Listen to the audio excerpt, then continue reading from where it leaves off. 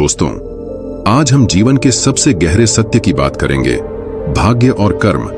जीवन में कई बार हम यह सोचते हैं कि हमारा भाग्य हमारे हाथ में नहीं है और इसलिए हमें केवल परिस्थितियों का शिकार बनकर रह जाते हैं। लेकिन क्या यह सच है? भाग्य का निर्माण विधाता करता है, लेकिन इसे संवारने का अधिकार हमारे पास है। हमारे कर्म ही हमें वह शक्ति देते हैं कि हम अपने जीवन में उजाला ला सकें, किंतु अक्सर हम अपने अहंकार और अज्ञानता के कारण यह भूल जाते हैं कि जो लिखा है उसे मिटाना हमारे हाथ में नहीं। दोस्तों, मनुष्य होने का सबसे बड़ा गुण है स्वीकार्यता। जब हम अपनी गलतियों को स्वीकार करते हैं तो न केवल हम खुद को बदलते हैं, बल्कि दूसरों के लिए प्रेरणा भी बनते हैं। आज की कहानी में आप देखेंगे कि कैसे एक व्यक्ति ने अपने अहंकार और स्वार्थ के चलते जीवन के नियमों को बदलने की कोशिश की, लेकिन जब उसे अपनी गलती का एहसास हुआ तो उसने साहस के साथ उसे स्वीकार किया और जीवन को सही दिशा दी। तो आइए कहानी की शुरुआत करते हैं। बहुत समय पहले की बात है। एक नगर से दूर एक महात्मा का आश्रम था। वह सभी शास्त्रों और वेदों का ज्ञान रखते थे। उसके चर्चे बहुत दूर दूर तक फैले हुए थे। उसके पास दूर दूर से लोग अपना भाग्य दिखाने के लिए आते थे। वह महात्मा बहुत ही ज्ञानी थे। जिन लोगों का भी भाग्य देखकर उन्हें बताते थे, वह बात सच साबित होती थी। दूर से ही उनका भाग्य पढ़कर यह बता देते थे कि उनके भाग्य में क्या लिखा हुआ है। भूतकाल, भविष्य और वर्तमान तीनों कालों का ज्ञान रखते थे। उसी नगर में एक पंडित और उसकी पत्नी रहते थे। उसकी पत्नी धर्म और आस्था में बहुत विश्वास रखती थी। उनके कोई संतान नहीं थी। गांव के लोगों से सुना था कि गांव में एक महात्मा है जो किसी का भी भाग्य बता देते हैं कि उसके भाग्य में क्या लिखा है। उन्होंने सोचा कि क्यों ना हम भी एक बार उस महात्मा के दर्शन करें। और अगली सुबह वह पंडित और उसकी पत्नी उस महात्मा से मिलने के लिए निकल जाते हैं। वे दोनों उस महात्मा के आश्रम आकर रोने लग जाते हैं। महात्मा दोनों को चुप कराते हुए पूछते हैं, बेटा, तुम दोनों रो क्यों रहे हो? तुम्हें क्या दुख है, मुझे बताओ। मैं कोई ना कोई समाधान जरूर निकाल लूंगा। तब पंडित कहता है, गुरुदेव, हमारे कोई संतान नहीं है। यह दुख हम दोनों को हर दिन अंदर खाता रहता है। हमने आपका बहुत नाम सुना है, तभी हम आपके पास आए हैं। आप हमारा भाग्य देखकर बताओ कि हमारे जीवन में पुत्र सुख है या नहीं। फिर महात्मा कहते हैं, तुम चिंता मत करो। तभी महात्मा पंडित की पत्नी को आश्रम के मंदिर से 2 सेब लाकर देता है और कहता है, इनको आप दोनों पति पत्नी खा लेना, तुम्हें अवश्य ही संतान प्राप्ति होगी। उसके बाद वह दोनों महात्मा को प्रणाम करके वहां से अपने घर चले जाते हैं। कुछ महीनों के बाद वैसा ही होता है। 1 साल के बाद उनके घर पुत्र का जन्म होता है। पंडित और उसकी पत्नी बहुत खुश थे। पंडित अपनी पत्नी से कहता है कि क्यों ना हम महात्मा को अपने घर बुलाकर उनकी सेवा करें। फिर पंडित उस महात्मा को अपने घर बुलाते हैं और उनकी सेवा करता है। और पंडित अपने बेटे का नामकरण करवाता है और उसके बेटे का नाम अर्जुन रखते हैं। तभी पंडित कहता है, गुरुदेव, आप हमारे बच्चे का भविष्य देखकर बताओ कि हमारा पुत्र जीवन में क्या करेगा। तभी वह महात्मा कहता है, अभी इसको बड़ा होने दो। जब इसकी आयु 8 वर्ष की हो जाए तब इसको मेरे पास लेकर आना। मैं इसका भाग्य अवश्य बता दूंगा। यह बोलकर महात्मा वहां से चले जाते हैं। धीरे धीरे समय गुजरता गया। पंडित का बेटा अब 8 वर्ष का हो गया था। एक दिन पंडित अपने बेटे को लेकर उस गुरु के आश्रम जाते हैं तो वह देखते हैं कि वहां लोगों की भीड़ लगी हुई थी। तब पंडित का लड़का पंडित से पूछता है, पिताजी, यह सब क्या हो रहा है? तब पंडित अपने बच्चे को बताता है कि यह महात्मा त्रिकालदर्शी है। इनको भविष्य का पता चल जाता है। यह सब लोग अपने अपने भविष्य का पता करने यहां आए हुए हैं। तब वह पंडित का लड़का उन गुरुदेव के पास जाता है और कहता है, गुरुदेव, आप मेरा भी भविष्य देखो ना। उस छोटे बालक की बात सुनकर गुरुदेव पहले तो मना कर देते हैं, लेकिन बाद में बच्चे की जिद पर मान जाते हैं और उससे कहते हैं, बेटा, मैं तुम्हारा भाग्य देखता हूं, तुम मेरे सामने आकर बैठ जाओ। फिर महात्मा उस पंडित पुत्र का भाग्य देखने लगता है। उस महात्मा ने अपने ग्रंथ को खोला और फिर पंडित पुत्र के ललाट को देखा। जब उसने गणना की तो महात्मा ने देखा कि पंडित के पुत्र का विवाह तो एक नीच कुल की कन्या के साथ होना लिखा है। जब उसने यह देखा तो वह सोचने लगा कि अब क्या होगा। यह जाति से उच्च कुल का ब्राह्मण है और इसके पुत्र का विवाह नीच कुल की लड़की से होगा। यदि ऐसा हो गया तो यह कहीं का नहीं रहेगा और किसी को अपना मुंह दिखाने लायक भी नहीं रहेगा। महात्मा यह सब बात उस पंडित को बता देता है। पंडित यह सुनकर कहता है, गुरुदेव, नहीं नहीं, मैं ऐसा नहीं होने दूंगा। जब मैंने जान लिया तो मैं भाग्य को बदल दूंगा। जब उस महात्मा ने कुछ और गहराई से उस ग्रंथ को देखा और उसकी गणना की तो उसे पता चला कि उसी गंगा के किनारे कई कोसों दूर एक मछुआरे का परिवार रहता है और उसके परिवार में अब तक 5 पुत्रियों का जन्म हो चुका है और जो मछुआरे की 5वें नंबर की कन्या है, जिसकी उम्र मात्र 2 साल की है और जिसका नाम उस मछुआरे ने शकुंतला रखा है। पंडित पुत्र का विवाह उस लड़की से होगा, ऐसा उसके पुत्र के भाग्य में लिखा है। यह सब महात्मा पंडित को बताता है तो पंडित ने सोचा, मैं अपने पुत्र के भाग्य को जरूर बदलूंगा। जब मैंने अपने पुत्र के भाग्य को जान ही लिया है तो मैं इसके भाग्य को बदल भी सकता हूं। पंडित कहता है, गुरुदेव, मैं भी आज देखता हूं कि भाग्य बड़ा है या मैं बड़ा हूं। तब वह पंडित ब्रह्मा जी के लिखे हुए विधान को बदलने के लिए चल देता है और चलते चलते वह पंडित उस मछुआरे के घर पहुंच जाता है। जब उस मछुआरे ने देखा कि उज्जैन के एक महान पंडित उसके द्वार पर खड़े हैं तो उस मछुआरे ने उस पंडित का बड़ा ही आदर सत्कार किया और कहने लगा, मुझ गरीब की कुटिया में आप पधारे हैं, यह तो मेरे लिए सौभाग्य की बात है। पंडित कहने लगा, हे मछुआरे, मैं किसी उद्देश्य से तुम्हारे पास आया हूं। मैं तुमसे यह जानना चाहता हूं कि तुम्हारे घर में किसी 2 साल की कन्या ने जन्म लिया है। तो मछुआरा कहने लगा, हां, हमारे घर में एक पुत्री ने जन्म लिया है जिसकी आयु अभी 2 वर्ष होगी। पंडित ने कहा, क्या उसका नाम शकुंतला है? तो मछुआरे ने कहा, जी पंडित जी, उसका नाम शकुंतला है। पंडित ने कहा, हे मछुआरे, मेरा गुरु त्रिकालदर्शी है, उन्होंने मुझे कुछ मंत्र दिए हैं। मैं तो इस रास्ते से जा रहा था तो मैंने देखा तुम पर तो बड़ा घोर संकट आने वाला है। जब तक तुम्हारी सबसे छोटी पुत्री तुम्हारे घर में रहेगी तब तक तुम्हें पुत्र की प्राप्ति नहीं होगी। यदि तुम अपने घर के आंगन में पुत्र खेलता हुआ देखना चाहते हो तो तुम्हें अपनी छोटी पुत्री को अपने घर से दूर भगाना होगा। पंडित के ऐसे वचनों को सुनकर मछुआरा बोला, पंडित जी, अभी वह तो नवजात बालिका है, उसकी आयु तो भी मात्र 2 वर्ष की है, मैं उसे ऐसी हालत में कहां छोड़ सकता हूं। पंडित ने कहा, हे मछुआरे, जब मैं तुम्हें यह बता सकता हूं तो मैं तुम्हारी सहायता भी कर सकता हूं। पंडित उसे कहते हैं कि मेरी कोई पुत्री नहीं है, तुम एक काम करो, तुम अपनी इस कन्या को मुझे दे दो, मैं इसका पालन पोषण करूंगा और जब यह बड़ी हो जाएगी तो मैं अच्छा सा वर ढूंढकर इसका विवाह भी कर दूंगा। फिर वह मछुआरा पुत्र की लालसा में अपनी नवजात पुत्री को उस पंडित को दे देता है। पंडित मन ही मन बहुत खुश होता है और उस छोटी सी कन्या को लेकर चल देता है।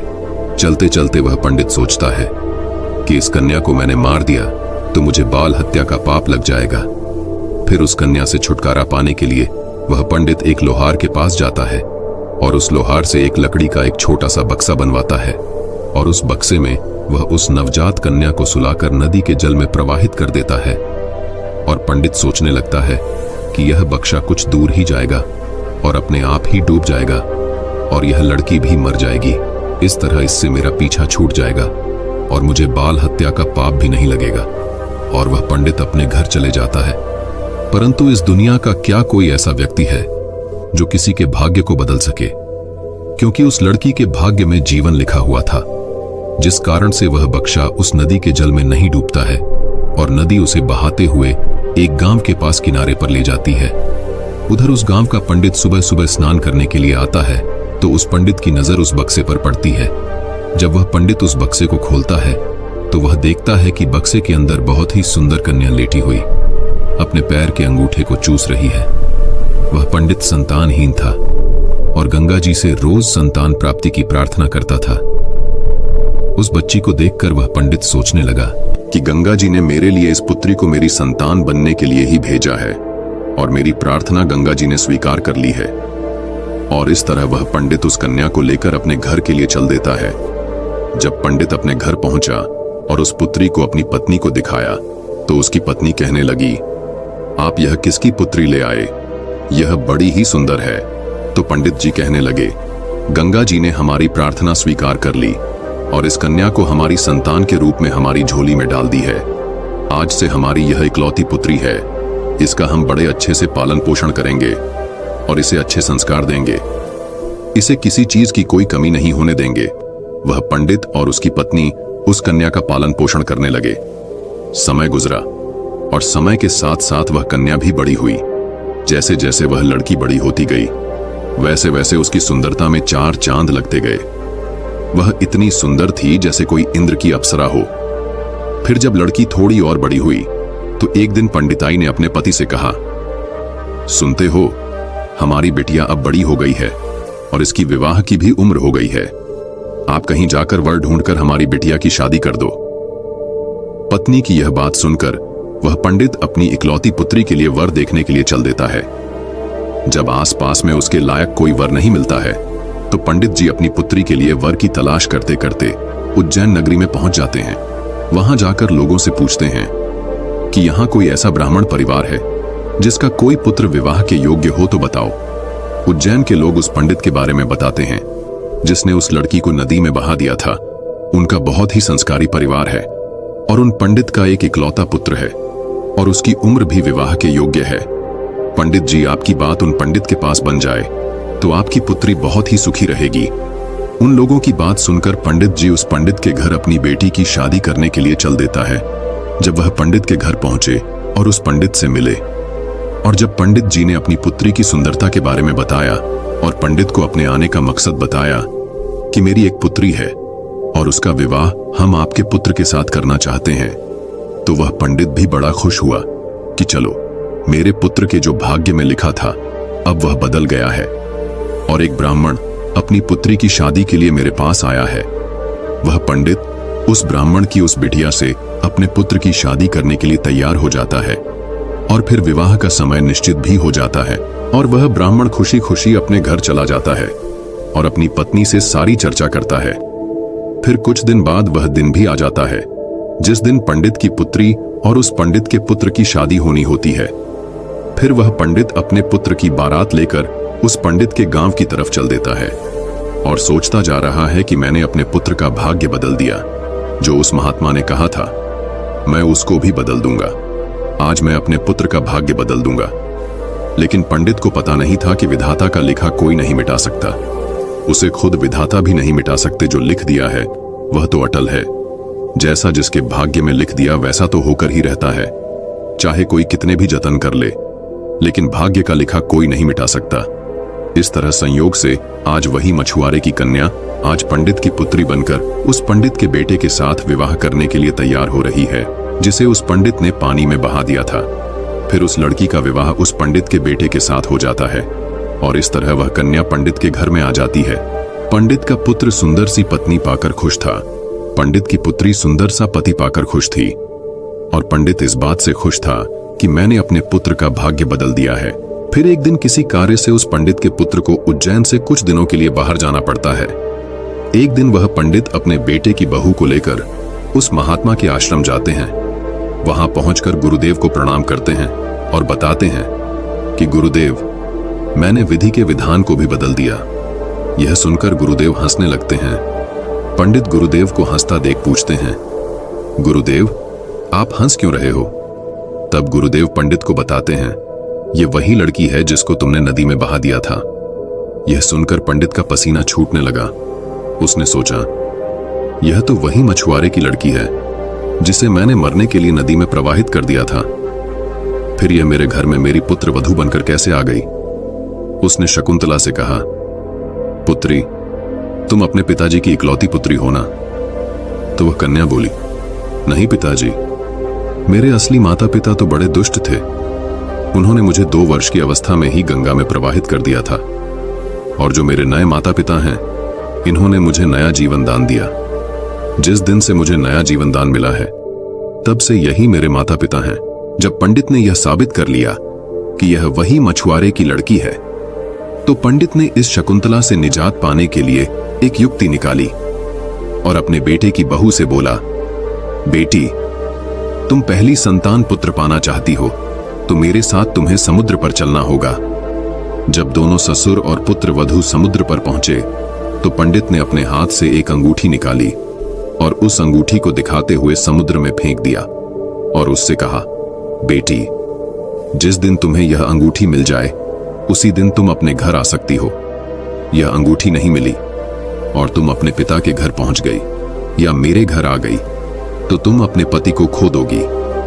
इसलिए तब तक तुम्हें कहीं नहीं जाना है जब तक यह अंगूठी तुम्हें ना मिल जाए। यदि तुम मेरे वचनों को मानोगे तो तुम्हें अवश्य ही पुत्र की प्राप्ति होगी और तुम्हारा भाग्य भी जाग उठेगा। ऐसा कहकर वह पंडित उसको समुद्र के किनारे पर छोड़कर वापस अपने घर को लौट गया। शकुंतला ने काफी प्रयास किया लेकिन अंगूठी नहीं मिली। जब अंगूठी नहीं मिली तो वह बेचारी एक रास्ते की तरफ चल दी, क्योंकि न तो वह अपने पिता के घर जा सकती थी और ना ही अपने पति के घर जा सकती थी। फिर चलते चलते जब वह आगे बढ़ी तो सामने से एक राजपूत परिवार आता हुआ दिखाई दिया जो अपने गांव की तरफ जा रहा था। जब उस राजपूत परिवार ने उस लड़की को देखा तो कहने लगे, बेटी, इस जंगल में तुम अकेली कैसे घूम रही हो? यहां तो बहुत ही जानवर रहते हैं। तो वह कन्या बोली, क्या बताऊं, मैं विपत्ति की मारी हूं और मेरा इस दुनिया में कोई नहीं है। तो वह राजपूत परिवार बोला, बेटी, अगर तुम चाहो तो हमारे साथ चल सकती हो। जब शकुंतला ने यह सुना तो वह सहज गई उनके साथ चलने के लिए तैयार हो गई। इस तरह शकुंतला को उस राजपूत परिवार ने अपने घर खाना बनाने के लिए रख लिया। जो राजपूत परिवार का मुखिया था वह उस पंडित का बहुत ही घनिष्ठ मित्र था। कुछ समय बाद उधर जब पंडित का लड़का अपने घर आया और उसने अपने पिताजी से शकुंतला के बारे में पूछा तो पंडित ने झूठ बता दिया कि गंगा स्नान करते समय तुम्हारी पत्नी शकुंतला डूबकर मर गई। जब पंडित के लड़के ने यह सुना तो उसे काफी दुख हुआ। उधर राजपूत परिवार जिस गांव में निवास करता था उस गांव का एक पंडित अपनी लड़की का रिश्ता लेकर उसी पंडित के घर पहुंच गया। उस पंडित ने पंडित से जब अपनी पुत्री के विवाह के लिए प्रस्ताव रखा तो पंडित ने उस पंडित से कहा, हम अपने पुत्र के साथ तुम्हारी पुत्री का विवाह तो कर लेंगे, लेकिन विवाह से पहले हम तुम्हारी पुत्री को देखेंगे और उसके बाद ही विवाह करेंगे। क्योंकि पंडित को डर था कि कहीं मछुआरे की वही कन्या फिर से विवाह ना कर ले जो उसके लड़के के भाग्य में लिखी है। वह पंडित उस पंडित की शर्त मानने के लिए तैयार हो गया और अपने गांव को वापस लौट गया। अब पंडित अपने पुत्र के लिए लड़की देखने को उस पंडित के गांव की तरफ चल दिए। उधर जो अंगूठी उस पंडित ने समुद्र में फेंकी थी उसे एक मछली निगल गई। एक दिन किसी मछुआरे ने समुद्र में जाल फेंका तो उसे वही मछली मिली जो अंगूठी निगल गई थी। उस जाल में वह फंस गई। मछुआरा पकड़ी हुई मछली को बेचने के लिए वहीं पहुंच गया जहां वह राजपूत परिवार रहता था। पर परिवार के मुखिया को मछली खाना बहुत ही पसंद था, इसीलिए उस राजपूत ने उस मछुआरे से उस मछली को खरीद लिया और उस मछली को ले जाकर शकुंतला से कहा, बेटी, क्या तुम मेरे लिए मछली पका दोगी? तो शकुंतला बोली, जी पिताजी, मैं मछली तो नहीं खाती हूं लेकिन आपके लिए जरूर बना दूंगी। इस प्रकार वह मछली लेकर रसोई में काटने लगी। जब शकुंतला ने उस मछली को काटा तो उसके पेट में से वही अंगूठी निकलकर जमीन पर गिर पड़ी। जब शकुंतला ने उस अंगूठी को देखा तो वह पहचान गई और अंगूठी पाकर बहुत खुश हुई। उधर वह पंडित अपने पुत्र को लेकर पंडित के गांव में पहुंचा और अपने बेटे से कहने लगा, हे पुत्र, इस गांव में हमारे घनिष्ठ राजपूत मित्र रहते हैं। पहले हम उनके पास चलते हैं, उसके बाद हम तुम्हारे लिए लड़की देखने पंडित जी के घर जाएंगे। पंडित के बेटे ने जब अपने पिता के ऐसे वचनों को सुना तो वह बोला, पिताजी, जो आपको अच्छा लगे वैसा ही कीजिए। फिर वे दोनों उस राजपूत के घर पहुंचे। राजपूत ने जब अपने मित्र पंडित को आते हुए देखा तो वह भी बहुत खुश हुआ और उनका पहले की भांति आदर सत्कार किया। आदर सत्कार करके उन्हें अपने पास में बिठाया और उसने शकुंतला को आवाज दी, बेटी, हमारे मित्र आए हैं, जरा उनके लिए पानी का इंतजाम करो। जब शकुंतला पानी लेकर आई तो शकुंतला ने पंडित को देखा, पंडित ने शकुंतला को देखा। फिर जब पंडित के लड़के ने शकुंतला को देखा तो वह कहने लगा, पिताजी, आपने मुझसे झूठ क्यों बोला कि शकुंतला मर गई, मेरी पत्नी तो जिंदा है और यह आप जानते हैं, और यह जानते हुए भी आपने मेरा विवाह किसी अन्य लड़की से करने की कैसे सोची? तो वह पंडित दुखी मन से कहता है, पुत्र, मैं भटक गया था। मैं विधाता के लिखे भाग्य को बदलने के प्रयास में इतना नीच कर्म कर बैठा कि कुछ पूछो ही मत। फिर उसने पूरी कहानी सभी को सुना दी। और कहने लगा, मुझे अपने ऊपर कुछ ज्यादा ही घमंड हो गया था, जो विधाता के लिखे को मिटाने चला था। मैंने लाख कोशिश की, लेकिन हुआ वही जो तेरे भाग्य में लिखा था। यह कहकर पंडित ने भारी मन से अपने पुत्र और बहू से माफी मांगी और स्वीकार किया कि उसने अपने अहंकार में विधाता के विधान को बदलने की कोशिश की।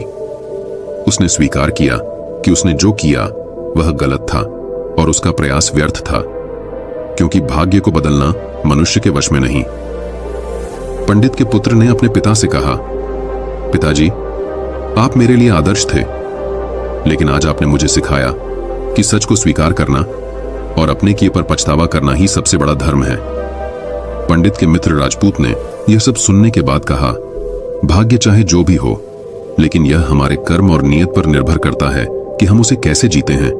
आपने जो भी किया वह गलत था, लेकिन समय रहते आपने अपनी गलती मान ली, यही सबसे बड़ी बात है।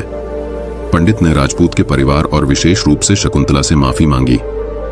शकुंतला ने अपने ससुर को माफ करते हुए कहा, पिताजी, मैं भाग्य और धर्म में विश्वास करती हूं। आप मेरी जिम्मेदारी को नहीं समझ सके, लेकिन मुझे गर्व है कि आपका बेटा मेरे जीवन साथी के रूप में मेरे साथ है। इसके बाद पंडित ने अपने पुत्र और शकुंतला का विधिवत गृह प्रवेश करवाया और पूरे गांव में घोषणा की कि वह अपनी भूल के लिए शर्मिंदा है